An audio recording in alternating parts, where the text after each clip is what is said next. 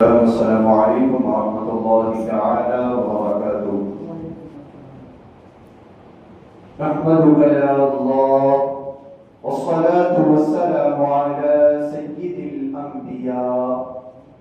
والصلاة والسلام على من كان نبيا وآدم بين الطين والماء. أما بعد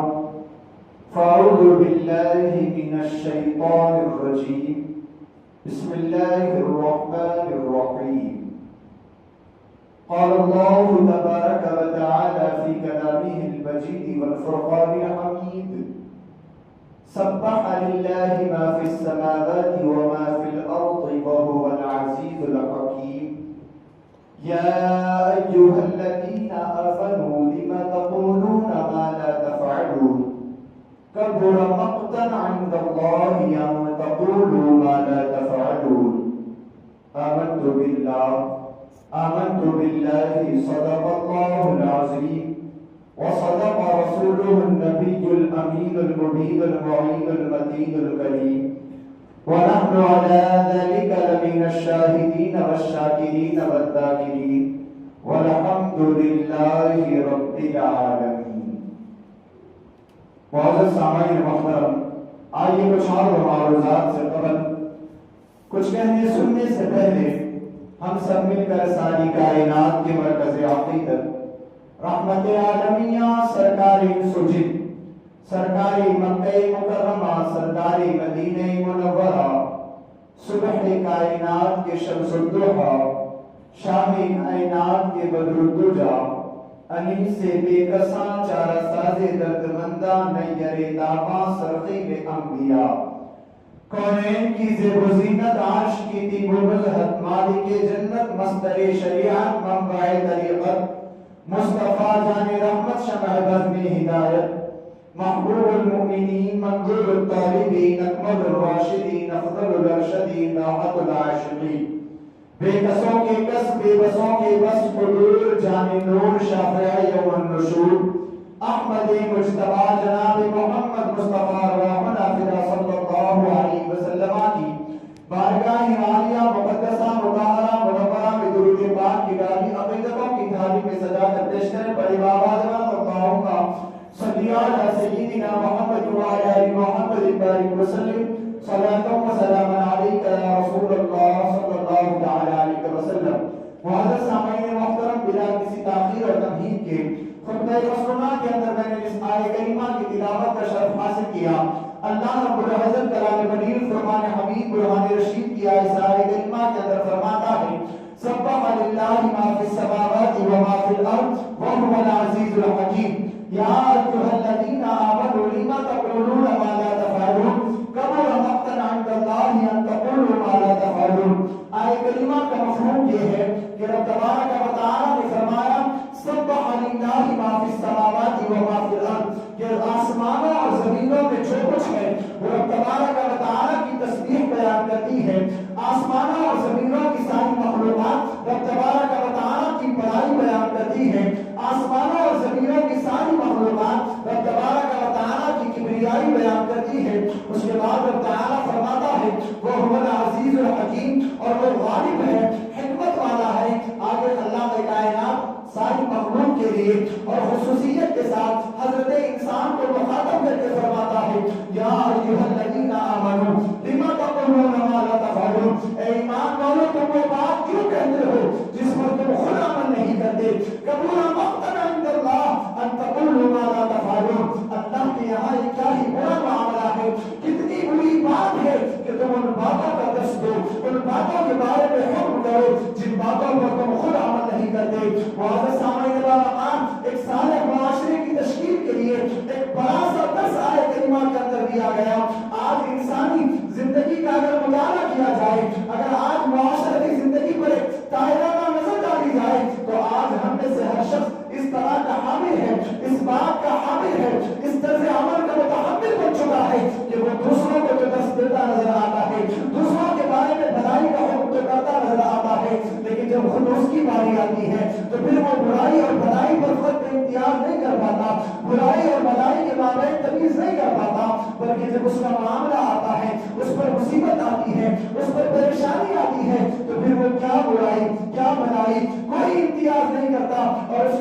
بھلائی کو چھوڑ کر کے برائی پر عمل کرنے لگتا ہے. معزز سامعین کرام، اسی لیے قرآن مقدس کی آیت کریمہ کے اندر رب تبارک و تعالی نے فرمایا یا ایھا الذین آمنوا لم تقولون ما لا تفعلون، اے ایمان والو تم وہ بات کیوں کہتے ہو جس پر تم خود عمل نہیں کرتے. اس کے بعد اللہ فرماتا ہے کبر مقتا عند اللہ، کتنی بری بات ہے اللہ کے یہاں ان تقولوا ما لا تفعلون، کہ تم وہ بات کا دست دو جس پر تم خود عمل نہیں کرتے. معزز سامعین کرام، ان آیات بینات بلکہ سورہ صف کی ان آیات بینات کو اپنا مقطع نظر بنا کر کے، اپنا مسئول عین بنا کر کے، اپنا پیش خیمہ بنا کر کے آپ انسانی زندگی کو سوچنا چاہیے کہ آج ہم اپنی عملی زندگی کے اندر اس درس کے حوالے سے اور خود اپنی زندگی کے اندر اس پر کس انداز کا عمل پیدا ہو رہے ہیں. معزز سامعین کرام، دوسروں پر بلائیں آئیں، دوسروں پر مسائل کے بازار گرم ہو جائیں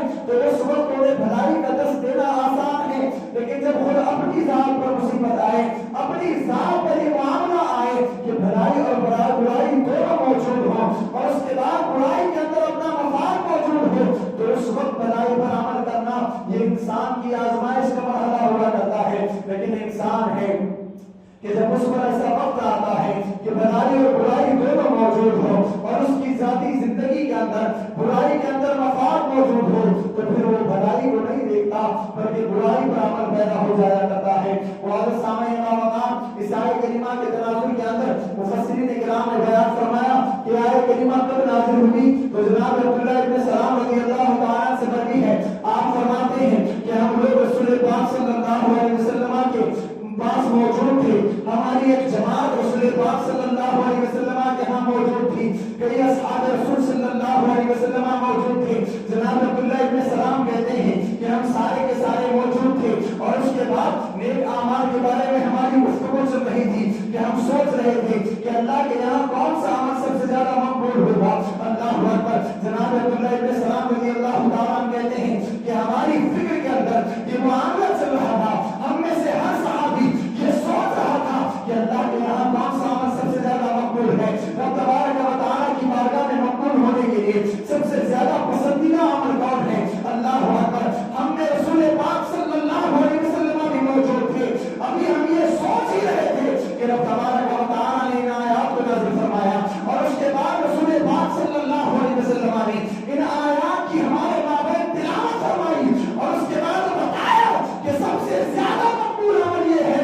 کہ کسی نیک عمل کو خود کرو اور اس کے بعد دوسروں کو اس کے کرنے کا حکم دو. ایسا نہیں کہ نیک عمل سے خود بچتے رہو، خود برائی پر عمل کرتے رہو اور لوگوں کو درس دیتے رہو. معزز سامعین کرام، اسی آیت کریمہ کے ضمن کے اندر بیان کیا گیا، آیت کریمہ کے اندر فرمایا گیا یا ایھا الذین آمنوا لم تقولون ما لا تفعلون کبر مقتا عند اللہ ان تقولوا ما لا تفعلون، اے ایمان والو تم وہ بات کیوں کہتے ہو جس پر تمہارا خود کا عمل نہیں ہے. معزز سامعین کرام، اسی آیت کریمہ کے حوالے سے بعض مفسرین نے کہا کہ یہ آیت کریمہ کفار کے لیے نازل ہوئی، منافقین کے لیے نازل ہوئی. اب آیت کریمہ کا مفہوم یہ ہوگا کہ کفار اسلام کا لبادہ اوڑھ کر کے، منافقین اپنے آپ کو مسلمان بتاتے تھے لیکن در پردہ کفار کے ساتھ ان کی دوستیاں تھیں، کفار کے ساتھ ان کی یاریاں تھیں اور جب وہ پس پردہ ان کفار سے ملتے تھے تو وہ کہا کرتے تھے کہ ہم مسلمانوں کے ساتھ مذاق کرتے ہیں. معزز سامعین کرام، اسی تناظر میں وہ مسلمانوں سے کہا کرتے تھے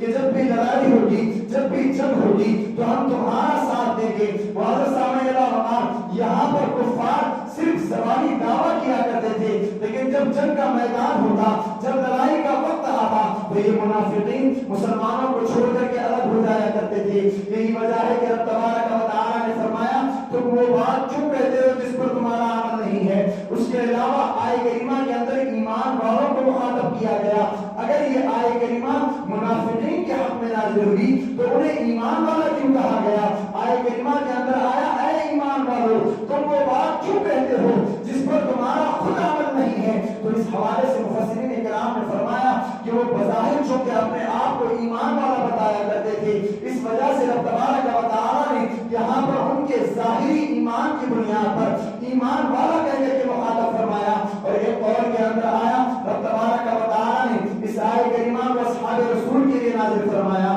یعنی اصحاب رسول کو بتایا گیا کہ تم ہر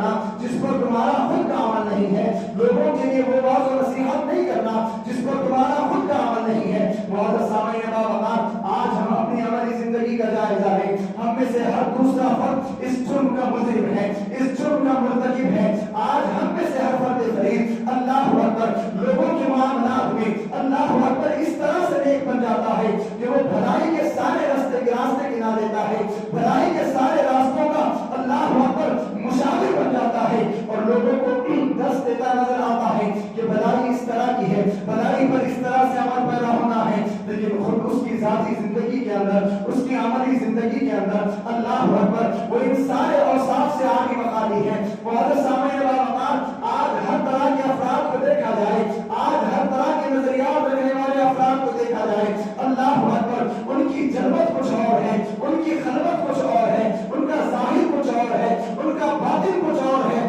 اللہ اکبر بیشتر نیک نظر آنے والے افراد کا معاملہ بھی یہ ہے کہ وہ بظاہر نیکیاں کرتے ہیں، لوگوں کے سامنے نیکیاں کرتے نظر آتے ہیں، لیکن ان کی خلوت کا معاملہ اس کے برعکس ہوا کرتا ہے، ان کی تنہائی اس کے برعکس ہوا کرتی ہے۔ معزز سامعین باوقار، تو جو لوگ وہ بات کا درس دیتے ہیں جس پر وہ خود عمل پیرا نہیں ہوتے، ان کے لیے بڑی وعیدیں آئی۔ رسول پاک صلی اللہ علیہ وسلم نے ایسے لوگوں کو منافق بیان فرمایا۔ آقا کریم صلی اللہ علیہ وسلم نے فرمایا آیت المنافق ثلاث، اذا وعد اخلف، اذا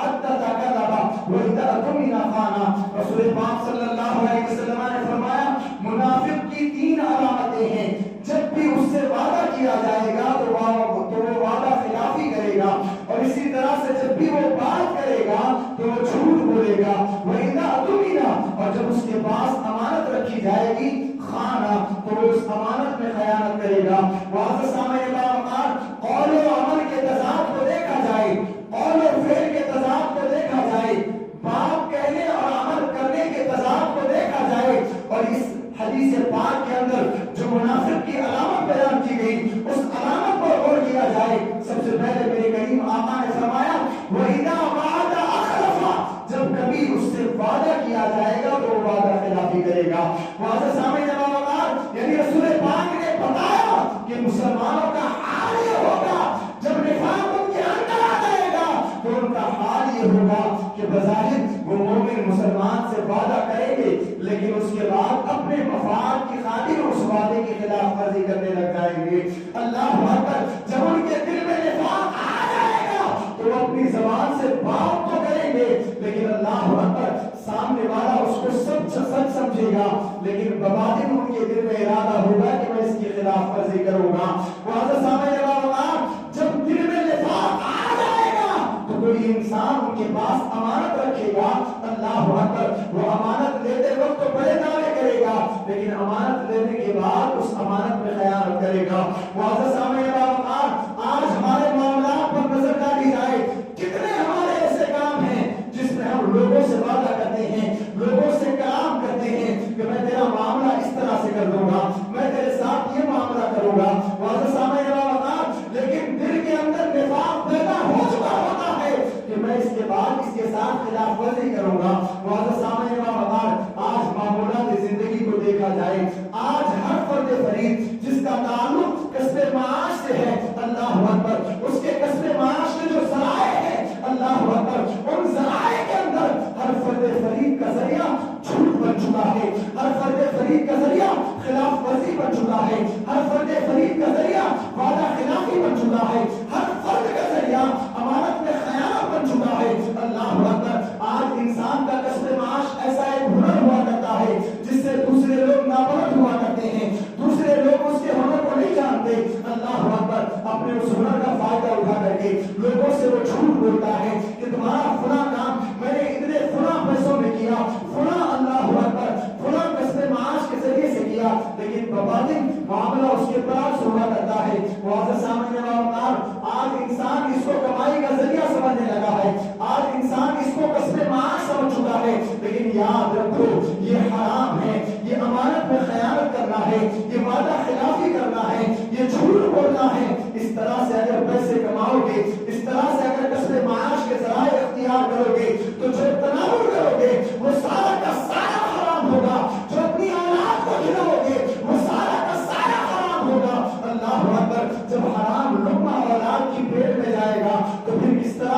اسلامی تربیت ہوگی، کس طرح سے وہ اسلامی اصول کو اپنائیں گے، کس طرح سے وہ اسلامی طرز زندگی کو اپنائیں گے۔ معزز سامعین وقار، آج ہمارا عالم یہ ہے کہ ہماری اولاد ہماری بات نہیں مانتی، ماں باپ کی نافرمان بن چکی ہے، اسلامی طرز زندگی کو نہیں مانتی۔ آج ہمارا المیہ ہے اور افسوس کے ساتھ المیہ ہے، ہر باپ کی یہ شکایت ہے کہ ہماری اولاد نماز کی پابند نہیں ہے، ہماری اولاد کی تربیت کے اندر اسلامی نقوش نہیں ہے۔ کہاں سے آئیں گے اسلامی نقوش؟ تم نے جو کسب معاش اختیار کیا وہ حلال ذرائع تھے، کبھی تم نے اس کو سوچا؟ واللہ اکبر، کبھی تم نے اس بات کا خیال کیا کہ جو کمائی تم کما کر کے لا رہے ہو آیا وہ حرام ہے یا حلال ہے؟ کس طرح سے لوگوں کو دھوکہ دے کر کے، لوگوں کے ساتھ وعدہ خلافی کر کے تم نے کمایا؟ اگر تم نے وہ رزق تمہاری اولاد کو کھلایا ہے تو اگر حرام کمائی سے تمہاری اولاد کا جسم بنا ہے تو وہ ہرگز اسلامی طرز زندگی نہیں اپنائے گی،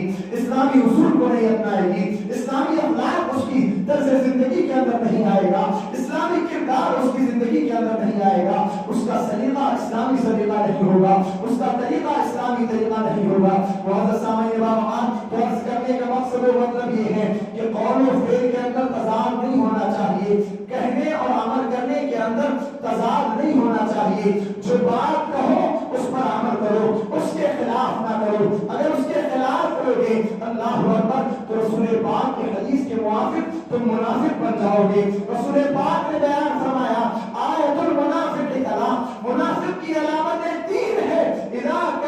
حدث کذب واذا وعد اخلف واذا اؤتمن خان۔ جب بولے گا تو جھوٹ بولے گا، جب وعدہ کرے گا تو اس کی خلاف ورزی کرے گا، اور جب امانت رکھی جائے گی تو اس میں خیانت کرے گا۔ معزز سامعین وقار، عرض کرنے کا مقصد و مطلب یہ ہے کہ آج ہم میں سے ہر فرد کو اپنے معاملات پر نظر کرنے کی ضرورت ہے۔ آیا ہم جو زندگی گزار رہے ہیں، کیا ہم جو صبح سویرے اٹھ کر اپنے معاملات میں مشغول ہو جاتے ہیں، آج ہمارا طرز زندگی یہ بن چکا ہے، ہم نے صبح کی اور اس کے بعد کسب معاش اختیار کیا، وہی ہمارا روز کا اٹھنا، اور اس کے بعد لوگوں کے ساتھ معاملات کرنا، اس کے بعد ان معاملات کے ذریعے سے پیسہ کمانا۔ معزز سامعین وقار، اس حلال، اس پیسہ کمانے کے ذرائع پر آج نظر کرنے کی ضرورت ہے۔ معزز سامعین وقار، اگر ان ذرائع کے اندر تمہارے قول و فعل میں اگر تضاد ہے، اگر تم نے وعدہ خلافی کی اللہ اکبر تو یہ تمہارا کسب معاش اسلامی نقطۂ نظر سے درست نہیں ہے، اسلامی نقطۂ نظر سے حلال نہیں ہے۔ معزز سامعین وقار، اسلام تمہیں صرف نماز روزے کا حکم نہیں دیتا، اسلام ایک آفاقی مذہب ہے۔ اسلام صرف تمہیں حج بیت اللہ کا درس نہیں دیتا، اسلام صرف تمہیں سال بھر میں ایک مرتبہ زکات کا حکم نہیں دیتا، اسلام صرف تمہیں توحید کا درس نہیں دیتا، بلکہ اسلام پوری زندگی کے ہر گوشے حیات میں تمہاری رہنمائی کرتا ہے۔ اللہ اکبر، اسلام اپنے اصول آفاقی رکھتا ہے۔ اسلام تمہیں سونے کا طریقہ سکھاتا ہے، اسلام تمہیں جاگنے کا طریقہ سکھاتا ہے، اسلام نے تمہاری تربیت اس انداز میں کی ہے کہ اگر تم بیت الخلا جاؤ تو اسلام وہاں بھی تمہاری تربیت کرتا ہے، اسلام تمہیں پانی پینے کا طریقہ سکھاتا ہے، اسلام تمہیں اللہ اکبر کھانے کے آداب و سنتیں بتاتا ہے۔ تو جس اسلام نے اس طرح سے تمہاری تربیت کی،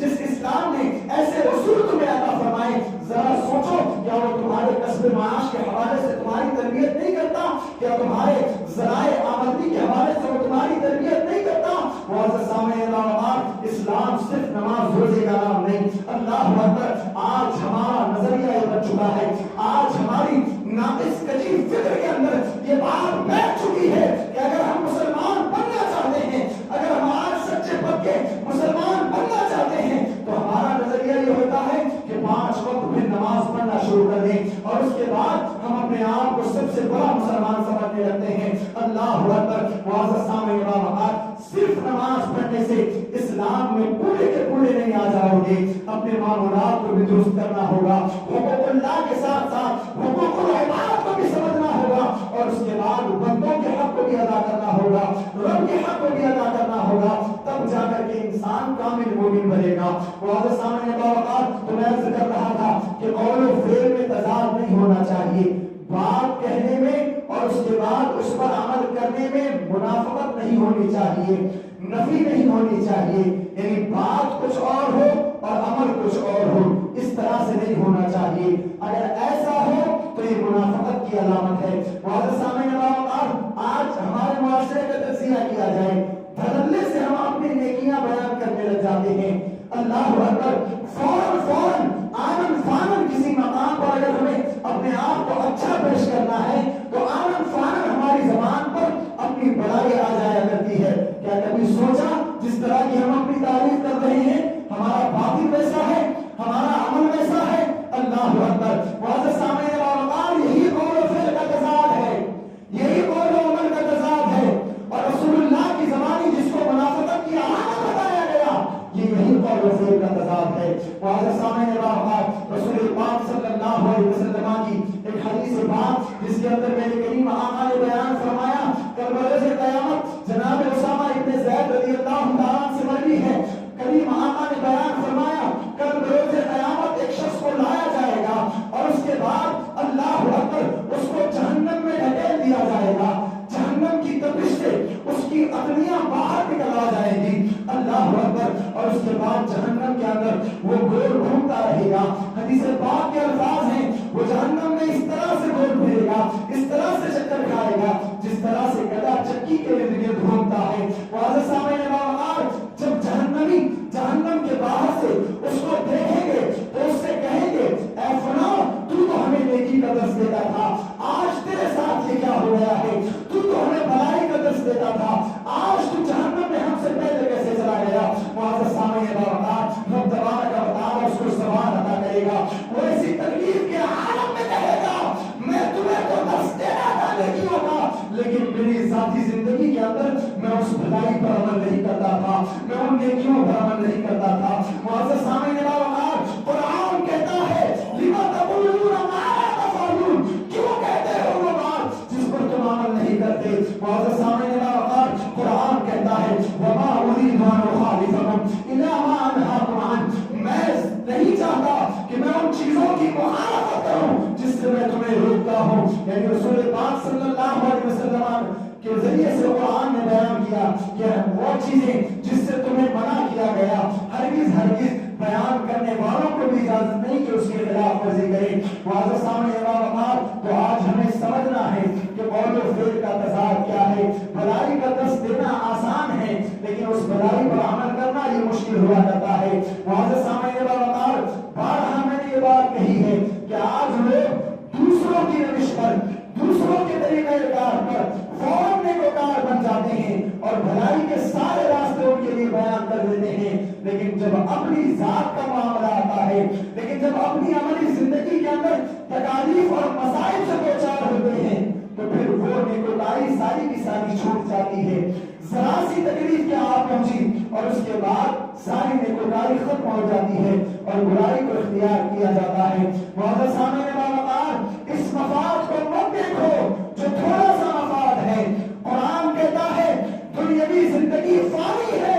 دنیا کا یہ فائدہ یہ قلیل ہے، یہ تھوڑا سا ہے، تھوڑی سی تکالیف کو برداشت کرو، اخروی حیات کے اندر ابدی سعادتیں ملیں گی، سرمدی حیات کے اندر اللہ اکبر تمہیں خوشحالی اور مرفع حالی ملے گی۔ معزز سامعین باوقار، اس ضمن میں بے شمار روایات کو بیان کیا گیا۔ رسول پاک صلی اللہ علیہ وسلم نے فرمایا معراج کے سفر میں جب گیا تو میں نے دیکھا جہنم کے پاس اللہ اکبر ایک شخص کے ہونٹوں کو اللہ اکبر جہنم کے آگ کی کینچیوں سے کترا جا رہا تھا، کاٹا جا رہا تھا۔ میں نے جبریل سے پوچھا اے جبریل، کس جرم کی بنا پر، کس بات کا عذاب اس شخص کو اتنا شدت سے دیا جا رہا ہے؟ جبریل نے بتایا یا رسول اللہ یہ آپ کی امت کا وہ باعث تھا، یہ آپ کی امت کا وہ شخص تھا جو لوگوں کو بھلائی کا درس دیتا تھا لیکن جب اپنی باری آتی تھی تو بھلائی پر عمل نہیں کرتا تھا،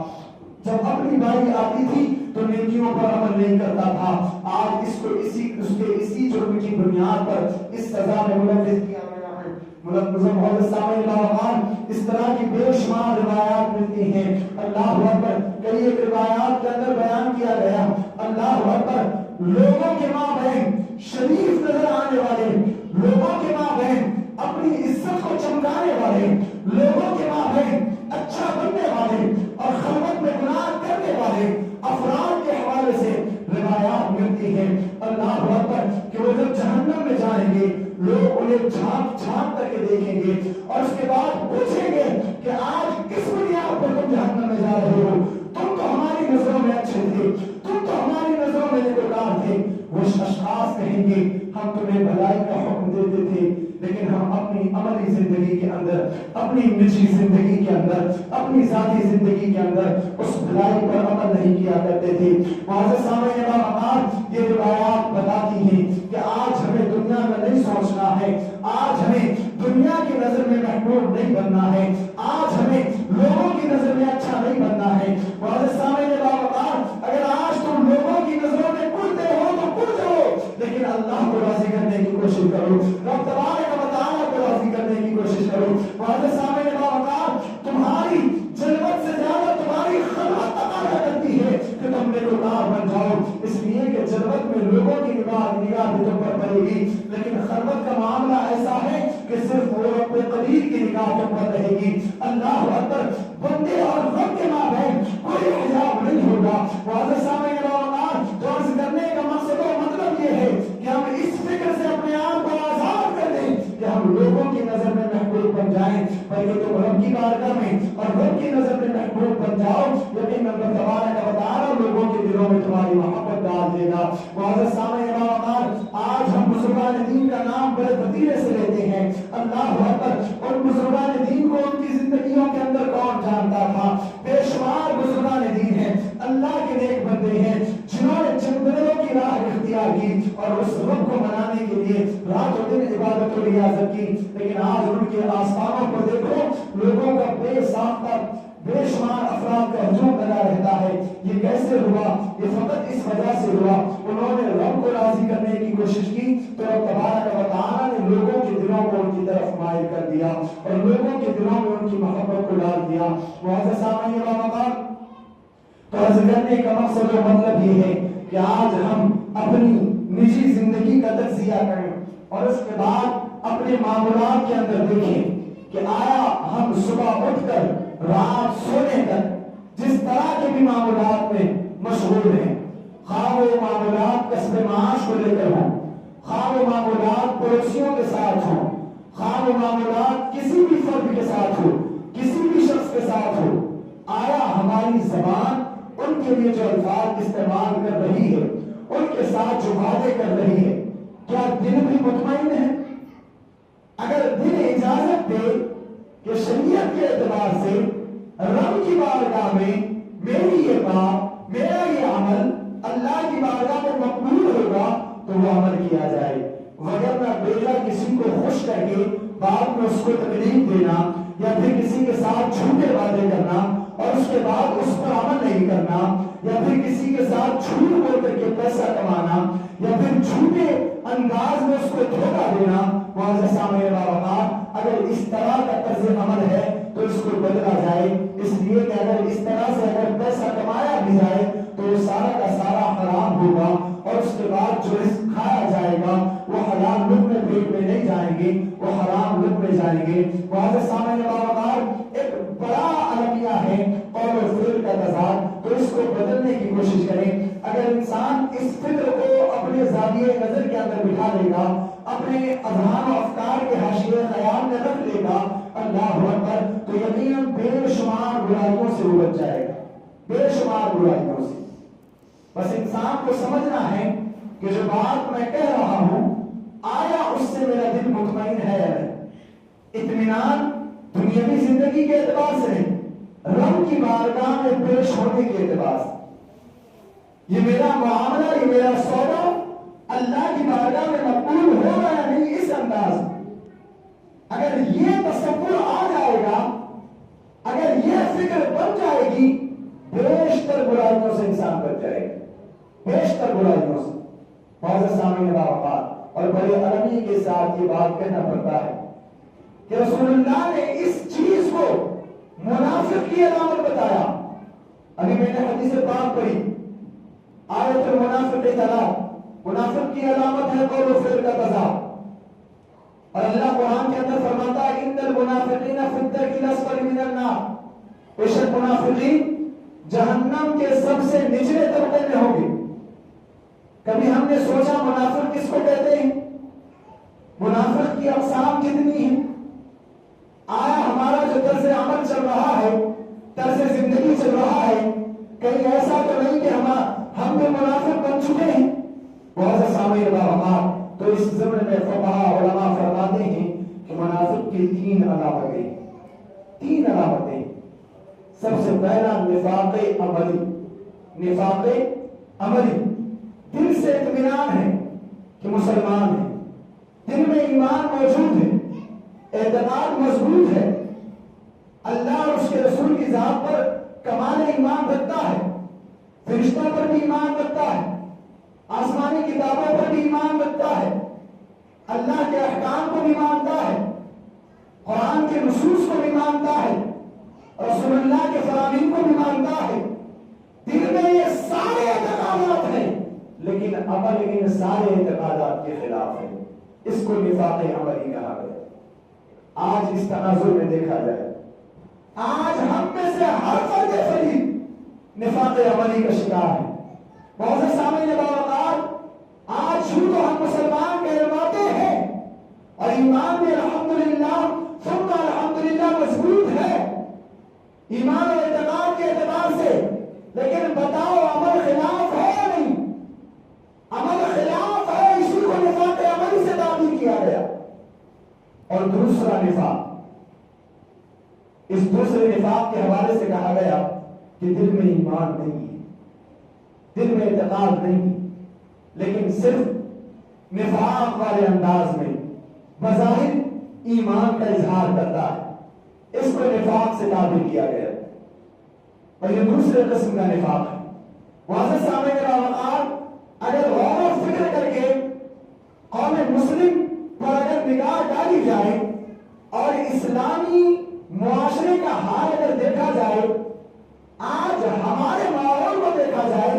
تو ایسے منافقین بھی ہم میں سے ملیں گے، اس لیے کہ پہلی قسم کا تقاضا یہ تھا کہ ایمان اور اعتقاد مضبوط ہو۔ آپ بتائیے کتنے لوگ ایمان اور اعتقاد کو جانتے ہیں؟ مسلمان تو کہلواتے ہیں، لیکن ایمان ہے کیا، اعتقاد ہے کیا، کتنے لوگ جانتے ہیں؟ کوئی نہیں جانتا۔ وہاں سے سامنے باوقات اس نفاق کے حوالے سے علماء نے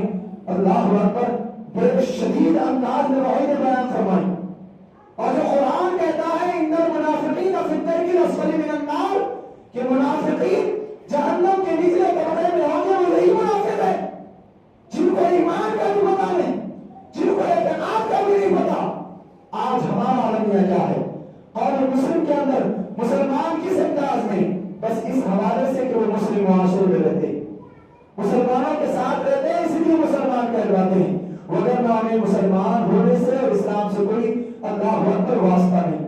واضح سامنے باوقار بلکہ آج نظریہ تو یہ بن چکا ہے، ایسا ماحول بن چکا ہے، ایسا محسوس ہوتا ہے کہ اسلام اس لیے نہیں آیا کہ اس کی اطاعت کی جائے، بلکہ اسلام اس لیے آیا ہے کہ وہ ہمارے معاشرے کی اطاعت کرے گا۔ اللہ اکبر! کیا لوگوں کا یہ طرز زندگی نہیں بنا کہ وہ اپنی ناقص فکر کے اعتبار سے اسلام کے اصول مرتب کرتے ہیں؟ کئی ایسے لوگ ہیں جو ان کی خواہشات ہیں وہ ان کے نزدیک اسلام ہے، جو اسلام ہے وہ ان کے نزدیک اصول نہیں ہے،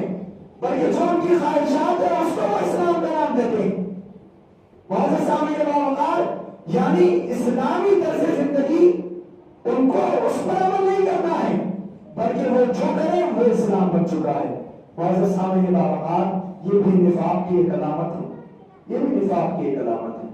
اپنی من چاہی زندگی کو اسلام دینا، اسلام کا نام دینا۔ اللہ اکبر! آج ہمارے معاشرے میں بے شمار افراد ایسے بھی بے جا تعبیرات، بے جا قرآنی آیات کی غلط تشریحات، اپنے مقصد کو پورا کرنے کے لیے، اپنے اللہ اکبر زمانے کے حالات کے اعتبار سے اپنی ناقص فکر کو پورا کرنے کے لیے، اپنی خواہشات کو پورا کرنے کے لیے اسلامی اقدار کو پامال کرنا، اسلامی اصول کو پامال کرنا، یہ بھی ہمارے معاشرے کے اندر کر رہا ہے۔ واضح سامنے باوقار تو ہمیں اس چیز کو سمجھنا ہے اور نفاق کی ان علامتوں کو بھی سمجھنا ہے جس کو علماء کرام نے بیان فرمایا۔ ہمارے سامنے علامات سب سے پہلی چیز ایمان اور اعتقاد کو مضبوط کرنا ہے، اور اس کے بعد قول اور فعل کے تضاد سے بچنا ہے، اس لیے کہ قول اور فعل کا تضاد ہوگا تو رسول پاک صلی اللہ علیہ وسلم کے فرمان کے موافق انسان نفاق اس کے اندر آ جائے گا، پھر جب نفاق آئے گا تو ایمان دھیرے دھیرے کمزور ہوتا جائے گا۔ واضح سامنے علامات وقت کی قلت دامنگیر ہے، دوران گفتگو اگر کسی قسم کی غلطی خامی ہوئی ہو آپ تمام حضرات کو گواہ بنا کر توبہ کرتا ہوں۔ استغفر اللہ ربی من کل ذنب واتوب الیہ۔ مولا میری توبہ کو قبول فرمائے، جو کچھ بیان ہوا اس پر سب سے پہلے مجھے اور پھر ہم سب کو عمل کی توفیق عطا فرمائے۔ وآخر دعوانا الحمد للہ رب العالمین۔